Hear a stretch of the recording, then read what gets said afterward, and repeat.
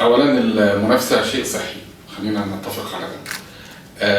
انا مش في مكان ان انا اقيم الاخر، انا بسيب تقييم الاخر ده للمشاهد.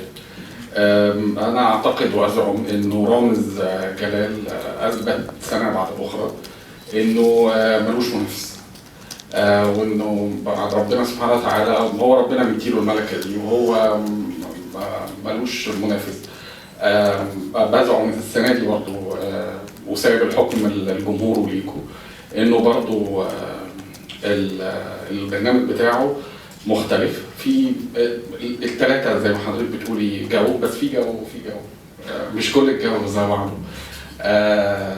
في جو وجو، مش كل الجو جو. ايوه، مش كل السنه اللي فاتت كان في بحر ومش.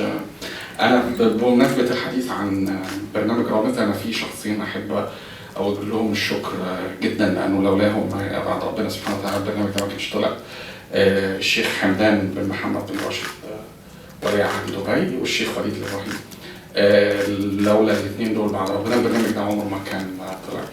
انا مش عايز احرق الافكار بتاعه البرنامج، بس زي ما بقول لك في جو بيتصور في الجو وفي جو بيتصور على الارض، وبعد كده ناخد كتاويز والناس مرغوبه وحاجات كده.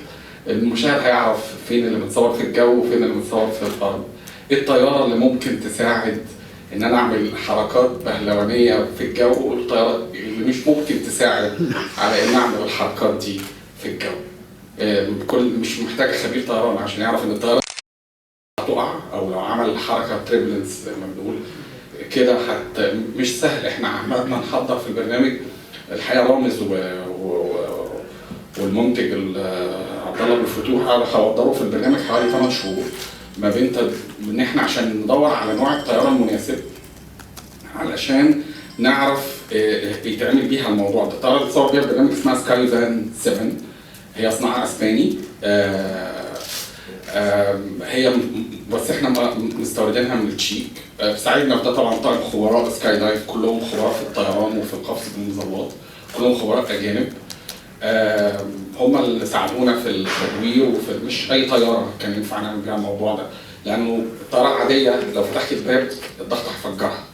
الطياره العاديه لو عملتي بعد كام الف قدم بيها حركات هي غصب عن السائق الكابتن بتاعها، هي بتصلح نفسها.